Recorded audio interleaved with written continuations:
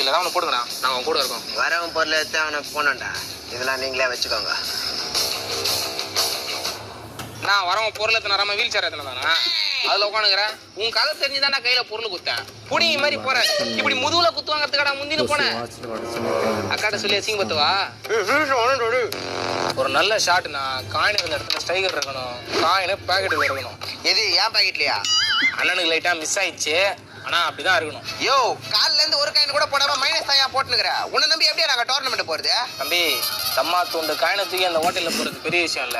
அவ்வளவு பெரிய ஸ்டைகரை கணுக்கா தூக்கி உள்ள போட்டான் பாரு, அதான் பெரிய விஷயம். இந்த மாதிரி தானே ஏதாவது உளர்னுக்கிறான் இவன். அன்னைக்கு ரெட்டை போட்டு ஃபாலோ பண்ணணும்னு கூட தெரியாம காயின் எடுத்து பாக்கெட் வச்சுக்கினா. இதுதான் உன்னை பத்மா காய்கிட்டே சொல்றேன். தம்பி பத்மா இதெல்லாம் சொல்லாதீங்கப்பா. அப்புறம் அண்ணனை வேலைக்கு போக சொல்லி அடிச்சு துரத்துவாப்பா. இந்த அவ்வளோண்டு இருந்துட்டு யாருக்கிட்ட